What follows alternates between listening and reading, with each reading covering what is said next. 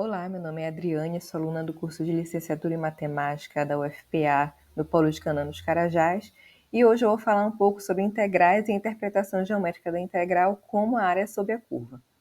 Então, a gente vai falar sobre como que essa integral pode ser interpretada como a área sob a curva, né, no intervalo entre o gráfico da função e o eixo x, comparar o valor obtido da aproximação com o valor da integral exata e como que o erro diminui conforme a gente aumenta a quantidade de retângulos dentro da região que a gente quer analisar.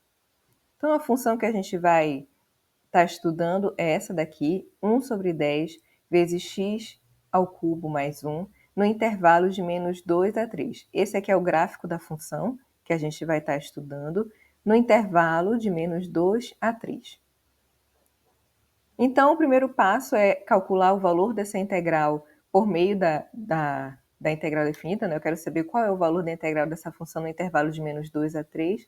Então, a gente tem aqui a integral da soma igual à soma das integrais. A integral de x ao cubo é justamente x à quarta sobre 4, mais x, que é a integral desse termo aqui. Então, vou avaliar o valor dessa integral no intervalo de menos 2 a 3. Então, aqui a gente tem a diferença entre o valor da integral no limite superior menos o valor da integral no limite inferior, e a gente chega aqui, o valor da integral dessa função é igual a aproximadamente 6,625. Tá? Eu não vou entrar em detalhes como é feito o cálculo dessa integral, porque não é o objetivo aqui. O objetivo é justamente que a gente chegue a uma aproximação desse valor, calculando a área dos retângulos entre a curva e o eixo x, que é justamente o que a gente vai fazer aqui. Então, vamos começar utilizando apenas um retângulo, né? Então, se eu vou utilizar apenas um retângulo, né, eu vou preencher o meu limite, o meu intervalo inteiro com apenas um retângulo. Então, meu n aqui vai ser igual a 1. Com n sendo igual a 1, a largura desse retângulo é justamente 5. E aqui, para eu calcular a área dele, né, eu preciso calcular a base vezes a altura, e eu vou estar considerando aqui o valor da função aqui na extremidade esquerda. Então, a área aproximada por meio do cálculo da área desse retângulo foi igual a 1. Quando eu comparo o valor dessa aproximação com a área exata, que foi calculada com a integral da função, né, a gente vê que são valores bem distantes um do outro.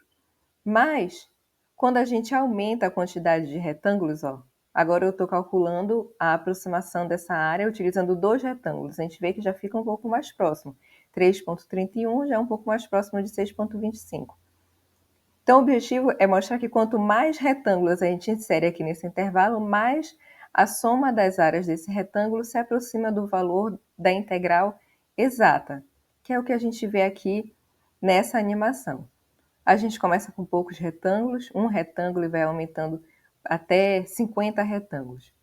Quanto mais retângulos eu insiro nesse intervalo, menor tem que ser o comprimento aí desse intervalo, que é justamente o comprimento aqui do retângulo, né? Então, esses retângulos vão ficando cada vez mais estreitos. Quanto mais estreitos, mais retângulos cabem nesse intervalo e melhor eles se aproximam aqui, do formato da curva. Além disso, a soma das áreas de cada um deles também vai se aproximando mais do valor da área exata, que é calculada por meio lá da integral definida, né?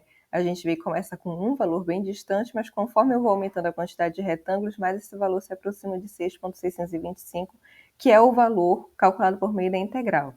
Quanto mais esse valor se aproxima do valor exato, menor também é o erro de aproximação. Então, a gente vê que a área sob a curva ela pode sim ser aproximada pela soma das áreas desses retângulos, e quanto mais a gente aumenta a quantidade de retângulos, menor é a largura dos intervalos e mais essa aproximação fica cada vez mais precisa. No limite, quando a largura dos retângulos tende a zero, a soma dessas áreas ela tende ao valor da integral definida. Isso mostra que a integral definida pode ser compreendida como o limite das somas das integrais, como a soma das áreas dos retângulos, quando a quantidade de retângulos tende ao infinito. Obrigada.